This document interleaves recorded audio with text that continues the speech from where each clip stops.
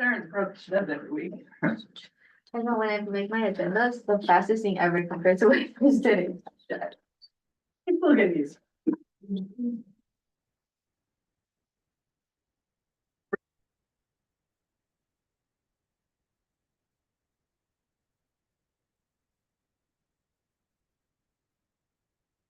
All this meeting to order. Welcome to the Executive Board Meeting 55-09. For the record, the date is November 10th, 2025. And the time is 4:04 p.m. We are currently located in the CSUN Senate Chamber SU313r. I will now open a period of roll call. President Odunze is present, Vice President Solano, and Senate President Flores. With 3 members present, we are currently meeting quorum. At 4:04 p.m., I will open the land acknowledgement. The University of Nevada, Las Vegas wishes to acknowledge and honor the indigenous communities of this region and recognize that the university is situated on the traditional homelands of the Nuubi Southern Paiute people. We offer gratitude for the land itself, for those who have stewarded it for generations, and for the opportunity to study, learn, work, and be in community with this land. I will now open the public comments at 4:04 p.m. This is a time that anyone from the public may come and speak. Members of the public, you are limited to 3 minutes for your public comment. Please refrain from saying anything slanderous or any defamation of character, as I have the right to limit your comment. When you come to the podium, please state your first and last name and spell your last name for the record. Is there any public comment in the Student Union Senate Chambers?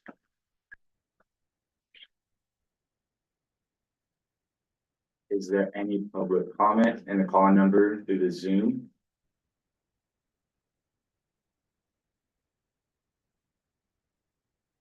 Seeing none, I will close the public comment at 4:05 p.m. And at the same time, I will open the approval of minutes. Is there any discrepancies from the 55-08 meeting minutes that were posted to the public? Seeing none, I'll go into a period of voting. We'll do a voice vote on favor of approving the Executive Board 55-08 meeting minutes. Please say aye. Aye. Any opposed, say nay. With 3-0, the minutes have been approved. At 4:06 p.m., I will open 3A, the discussion and approval of Executive Bill 55-14. I'll open this and share my screen as well.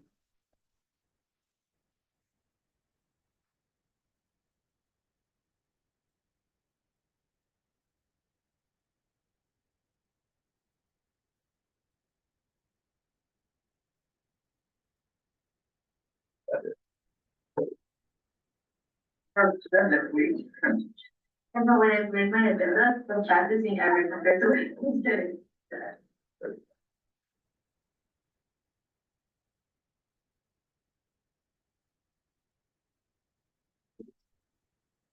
I'll have Advisor Dow help me out with this executive bill.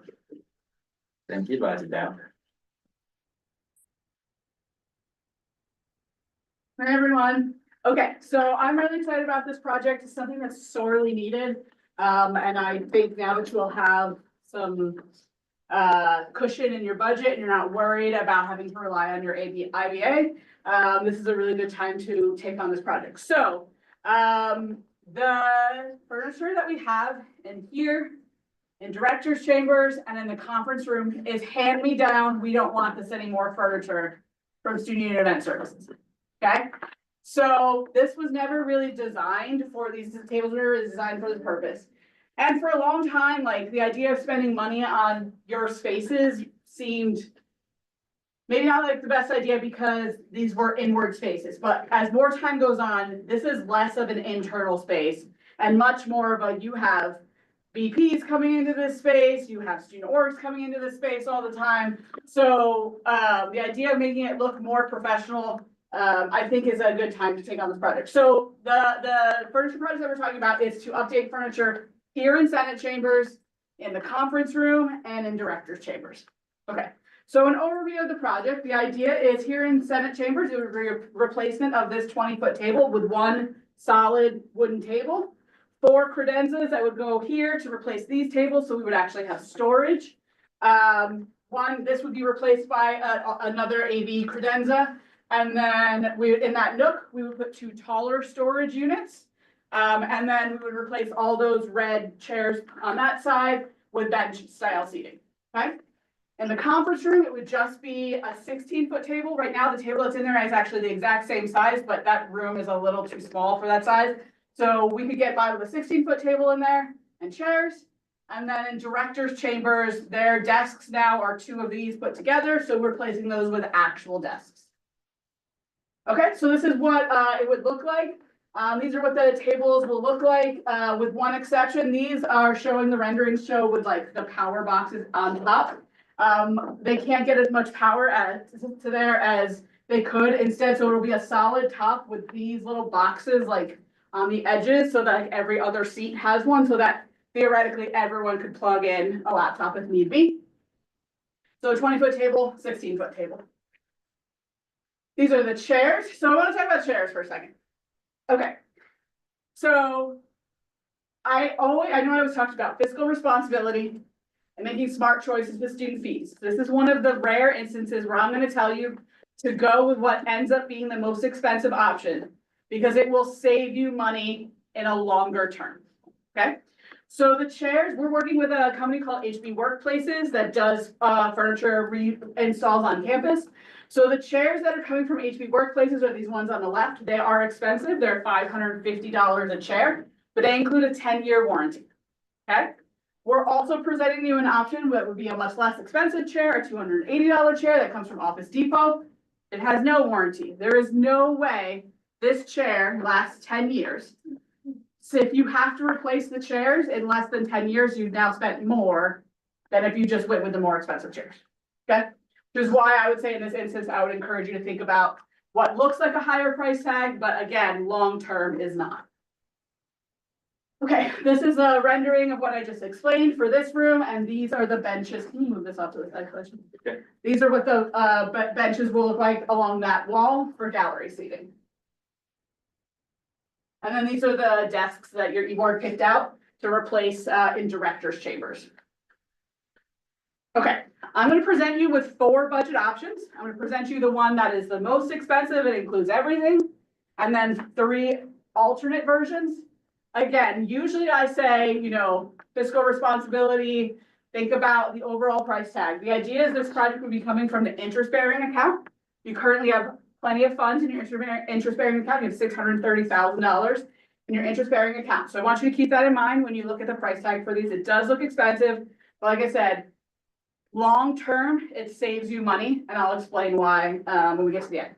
So the first option, which would be to do everything that I talked about, all of those spaces from HB Workplaces using the more expensive chair with the 10-year warranty.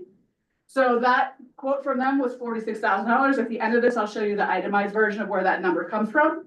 Then the gallery seating we get from Amazon at $625. And then the desks for director's chambers are about $1,000 each, so a little over $4,000 for those, leading to a total cost for the entire project to include everything that I talked about at $51,000. Okay, option 2 would be that exact same project, so all the spaces using the less expensive $280 Office Depot chairs that have no warranty on them and will need to be replaced and will not last 10 years. Okay, that project to that way would be $39,000. Okay, there has been some conversation about, well, if we want to bring down the price, what if we just focus right now on Senate chambers and director's chambers, because the conference room of those 3 spaces is the least utilized and most internal space. Okay.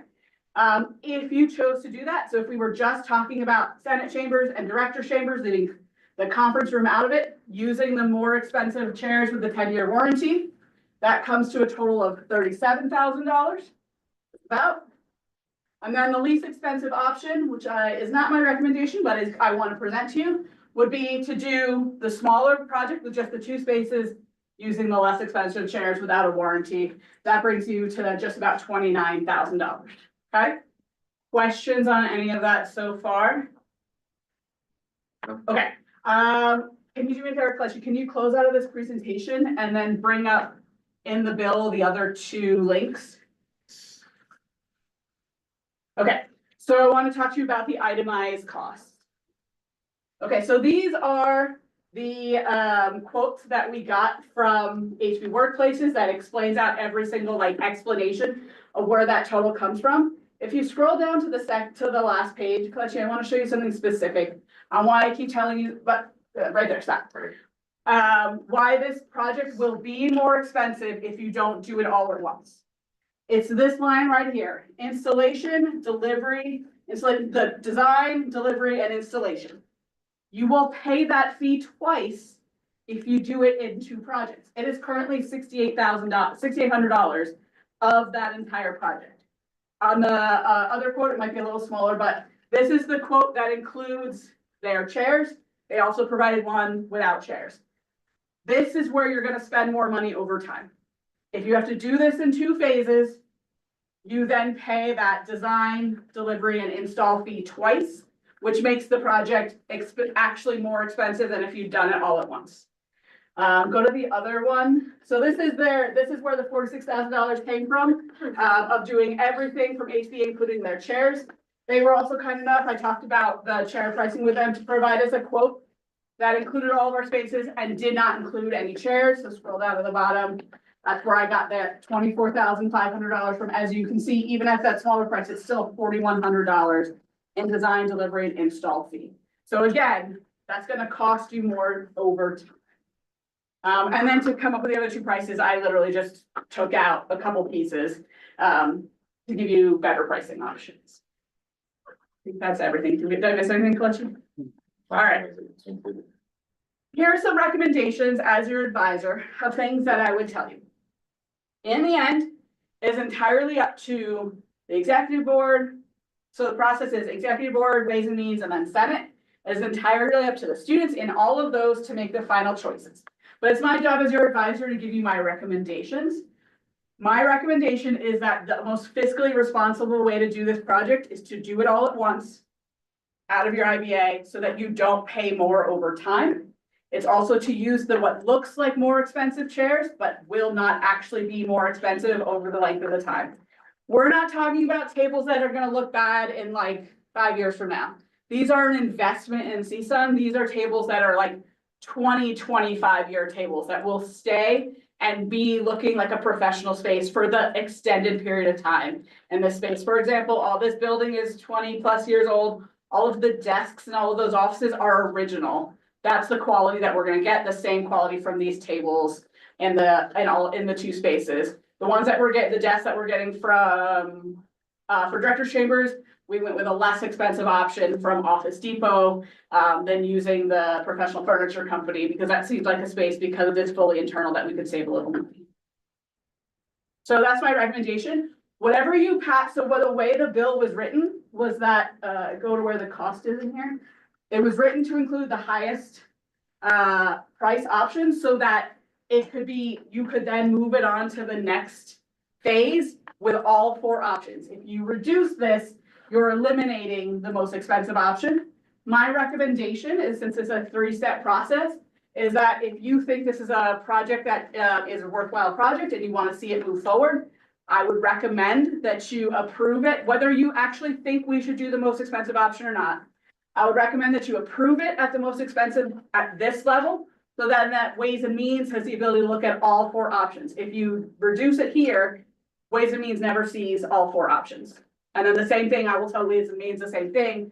I would recommend that Ways and Means, if they think it should move to Senate, they should give it to Senate at the highest cost, and then the final choice would be made with the largest group of students at Senate meetings for what the final price option would be. But it is always at your discretion. That's just my recommendation.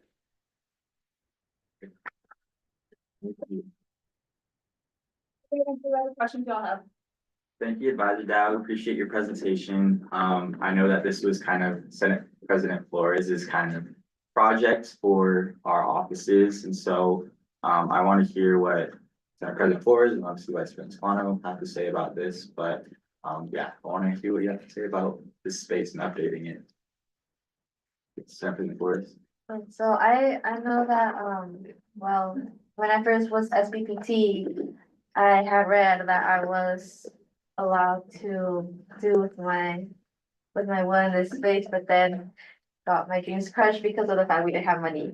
But now being able to, I think it was a lot because of the initiative of just beautifying this area. Was not so much of this like of the aesthetic, it was more of like the representation. I believe CSUN and just like in every single member, there's also like a high quality space to work in, and this is not just like the current member, this is for the students to come. This is, I think, coming out of the IVA kind of shows that it's not for the current students, the students to come, it's for the whole, like in a way, any students, no matter what major, can come up to this floor and have a meeting. And if we are able to host them in an appropriate area where can just be this inviting, or just have like a warm environment. Can even sometimes just seeing a space can make even a student get interested in the CSUN, stuff like that. And just also noticing like we host a lot of RSOs here, during ways and means meetings. We always like last night last night we had the Nevada Nevada Association of Student Councils. the student council Mhm. association, and I feel like when it comes to just them seeing the level of this is not just student council, this is the student government. From not just any type of university, we're a research one university and we have all of these titles and we're HSI, MSI, and so like I feel like just seeing having the appropriate space is beneficial, and of course it is like a little the price point, just seeing it right now, at first I was weary about like the highest cost. But just being honest, like I've been here since for 2 years and like, these chairs are constantly breaking. We sometimes have senators sit down in a Senate meeting with just one armrest. Or a leg or a seat that can't go up or can't go down and constantly feels like. It may look a lot here, but I know we have also spent a pretty penny throughout just having to replace every other year, every other month. Chairs and just materials. I think this is just like a long overdue. I think we have been frugal enough for those so many years, keeping these desks, keeping these chairs, that I think it's now time. To add to that, Mm. these are all 50 chairs. They do not have like a loan on them. They are an affordable option, but not a long lasting option. So this is the idea of like, if you don't think this chair is gonna last you 10 years, new ones we buy from Office Depot are gonna be the same. They're not gonna last 10 years. And you can tell. But I think you both put it perfectly. I think we, especially with the increased budget of the Ways and Means funding for student organizations, we've seen a lot more RSOs come in. And I think because they have a higher budget amount, like they can ask for more, that they bring in more of their officers into the space too. So I feel like there's been Ways and Means meeting where there's some people standing up because there's so many of them in here because they find this space to be so serious. And I think this space should reflect that. Similar to directors, they meet with people all the time too. But especially Senate Chambers, we've met with Dr. Rogers in here before. We've met with a lot of high level AVPs, and coming to the space, it's nice. We work in it, we love it, but it also can be a little embarrassing to have guests in here. I think it would be nice to have a sense of pride in the space we work in. And I think future student leaders would appreciate that too. And I think we could foster a lot more student leadership engagement. If students come in and they think and they look and they see a space that reflects the student government kind of ethos, I guess you could say, what they think of student government, and they actually see that it's a space that reflects their thoughts. So I agree with everything you said, Senator Lopez. Anything but to say?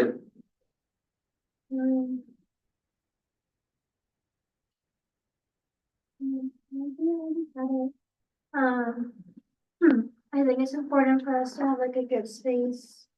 Not like for people that come and also for the people that work here, because I feel like these trash are constantly broken. I broke one time, like I was resting my arm and it broke. So I think it's important, like, yes, for like people that come in, students when they want to come up here, but also like a good environment and like a good place for people that work in CSUN to have like a good space to work in, do their thing. So I think it's good. The cost seems pretty big, but I think like Marnie mentioned, advisor now, sorry. This is like, this is going to last a really long time, and then like, if a chair breaks, then we're gonna be able to replace it for free. And yeah, I think it's good. Yeah, I think so too. Yeah, I think like you said, it looks like a high amount, but when you think about it over like 20, 30 years that these stables would probably last maybe even longer, it's a good investment. Any questions for Advisor Dow on the discussion? Yeah, that's been so on.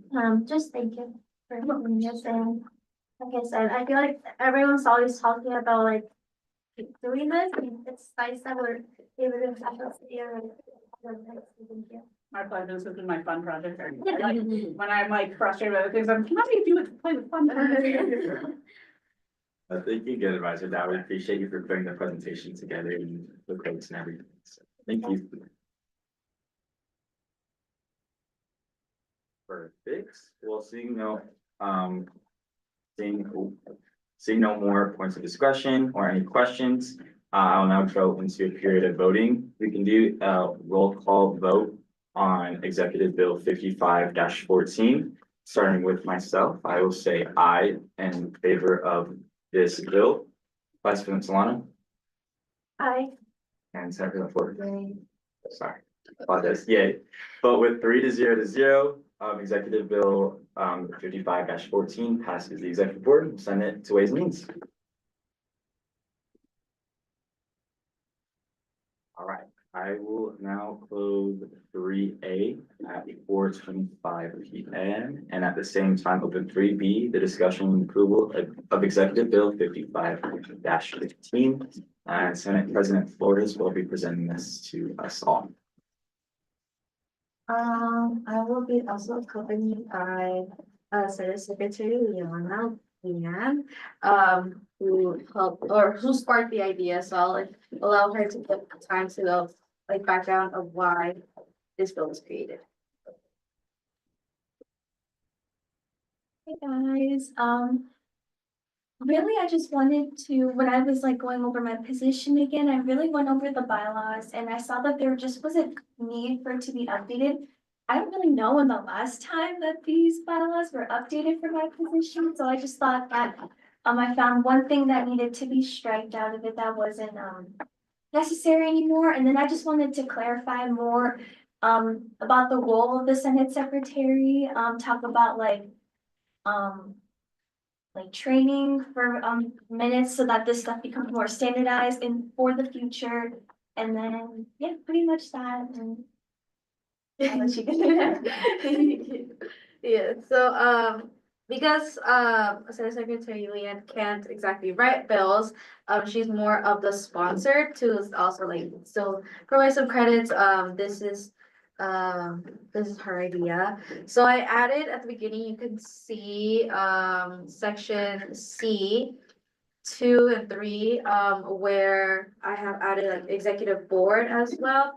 Right now, currently, Liana had done us a favor to do the meeting minutes for the executive board. And we had thought that because there is not, executive board doesn't meet regularly, it makes sense for them to kind of also aid us, because I mean, the executive board, we have tried to do our own meeting minutes, and because we are so packed with our schedules, we are rushing to do it last minutes. And so this is kind of alleviates it. Of course, in the future, we may no longer be Senate Secretary, maybe just Secretary, brought it up a little bit, but that's just for future. Then I have added 5 route adopted legislation by the Senate for the appropriate signage within 5 business days after the adjournment of the meeting in which it has been adopted. So this is just to, again, once Liana leaves us, leaves Senate or leaves CSUN, graduates, we don't know who will take her spot and be just as good as her. So Liana has been very efficient with delivering any legislation to the president and myself to sign off and actually be adopted. So in the future, so a Senate secretary is not more of like, well, why do I have to do this? It's not my job description. Now it is. And now it's more in within 5 business days timeframe. So we are being assured to always be in compliance with Nevada open meeting law, and being up to date. Again, like Liana had mentioned, striking out the CSUN involvement interest form. And direct internship clerkship application to appropriate branches representatives. This doesn't really fall under her scope as this is more of the Senate President pro tempore because they are the ones who oversee the actual internship and clerkship. So like last legislative session, Jose, who was the SPPT, was the one who was constantly overseeing the involvement fair for any new applications. So that got stricken out, and then 6, the last league, like Liana had mentioned again, just to ensure that our meeting minutes are being, are aligned with our standards and expectations. Before it was just the Senate Secretary had the responsibility of training the vice chairs of the Senate, but because of concerns that were brought up from other branches in CSUN, we kind of now brought it up to who she trains or the Senate Secretary trains, and now it's more of the CSUN officials who are responsible of all meeting minutes, which include the Senate Committee Vice Chairs, Associate Chief Justice, who takes meeting minutes for the Judicial Council, and the Elections Commission Vice Chair, who takes meeting minutes for the Elections Commission. Then the Senate Secretary should also have the responsibility of routinely doing quality assessments of the meeting minutes, just to ensure that they are meeting up to our standards and expectations, and making sure that they are actually following all the training guidelines.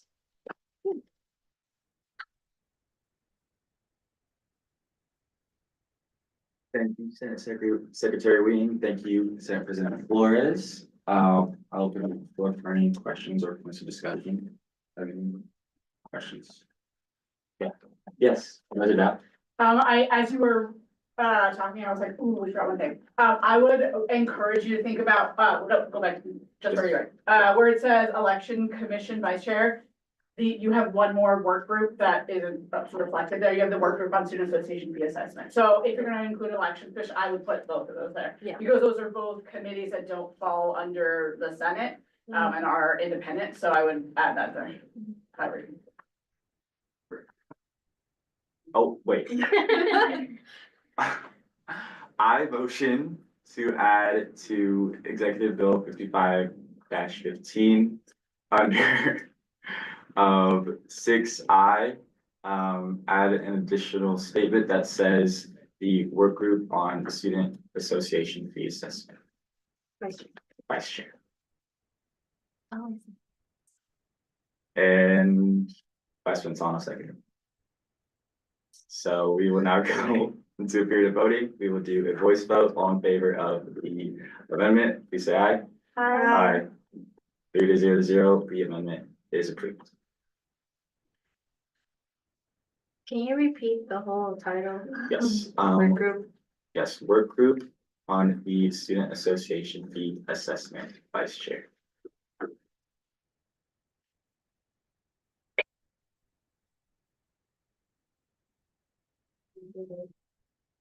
Yes, assessment. Wait, association fee assessment, sorry. It's a really long word for command.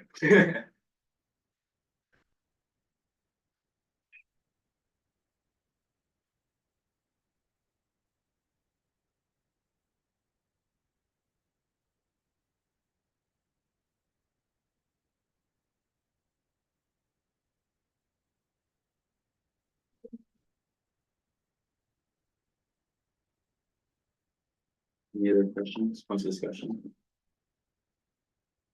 I just wanted to ask about the 5 days, 5 business days. is that just like it has to be to Senate President Flores and I within 5 business days, like all of the legislation that was passed in like a Senate meeting? Okay, that makes sense. It's 5 business days, after the adjourned meeting in which they were passed by the Senate. I'm just worried about if a future supervisor president wanted to veto piece of legislation, because they only had 70 or 48 hours actually. So just in case like a Senate president sends it with at the very last day, at the 5 business days, then the president like loses the chance to veto if they really wanted to a piece of legislation. So just wanted to ask if that was considered. Do Yeah. you have to actually? Cause this is just signing, oh, I guess, like, do I have to actually send it to you in order for you to veto it? Oh, about that. No, because the veto isn't like stamped on the bill, it's a separate memo that you send out saying, I do not intend to sign this legislation, so whether it's been sent to you or not, you can still veto it. Okay. That's good context. All right, everybody. Is there any other questions, discussion? All right, seeing none, yeah, thank you both. Great presentation. Yeah, with no more questions or points of discussion, we can move into a vote. We'll do a roll call vote on Executive Bill 55-15. I will say yay to this bill. Vice President Solano, Senate President Forrest. Yay. 3-0 to 0, the bill is approved. Wanted to thank you guys, and Sharon for writing this for me, I appreciate it, I'm excited to bring it to the Senate. Yay. Congratulations, really great job. All right, at 4:35 p.m., I will close 3B and at the same time reopen public comment. This is a time that anyone from the public may come and speak. Members of the public, you are limited to 3 minutes for your public comment. Please refrain from saying anything slanderous or any defamation of character, as I do have the right to limit your comment. When you come to the podium, please state your first and last name for the record. Does anyone have any public comment in the Student Union Senate Chambers? Seeing none, is there any public comment in the Zoom call-in number?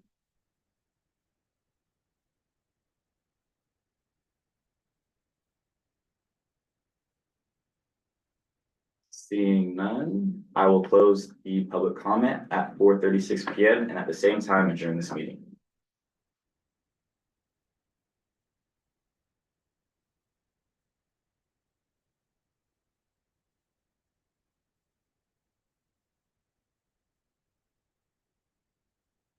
Everyone.